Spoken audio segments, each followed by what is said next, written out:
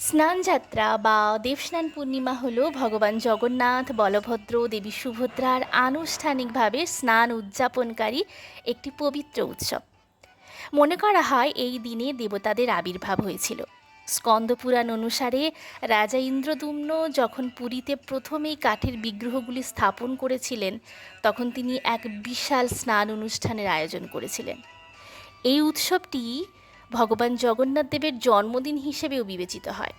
ভক্তদের বিশ্বাস, এই দিনে ভগবানকে দর্শন করতে তীর্থযাত্রা করলে তাদের অতীতের সমস্ত পাপ মোচন হয়।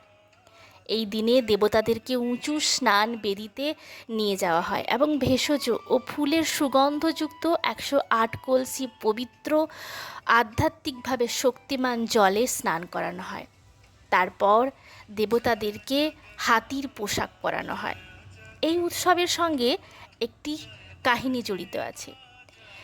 গণেশের একনিষ্ঠ একজন ভক্ত ছিলেন গণপতি ভট্ট। তিনি জগন্নাথ দেবকে দর্শনের জন্য পুরী আসেন এবং তিনি মনে করেছিলেন যে জগন্নাথ দেবকে তার প্রিয় গণেশের মতন দেখতে পাবেন।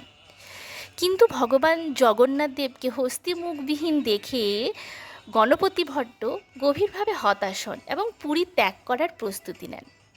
ভক্তের আন্তরিকতায় মুগ্ধ হয়ে ভগবান সেই সন্ধ্যায় হস্তিমুণ্ড রূপ ধারণ করেছিলেন, যা ছিল ভক্তের অন্তরের ইচ্ছাটির পূর্ণ বাস্তবায়ন। এই অলৌকিক ঘটনাকে সম্মান জানাতে প্রতিটি স্নানযাত্রার শেষে দেবদেবীগণকে চোখ ধাঁধানো হাতি বেশে সজ্জিত করা হয়। এই বিস্তৃত স্নান অনুষ্ঠানের পর তীব্র রোদের কারণে দেবতাদের জ্বর হয় বলে কথিত আছে।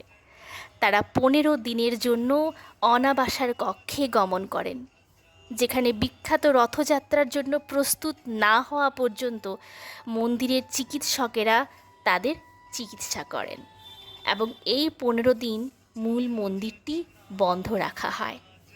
নমস্কার।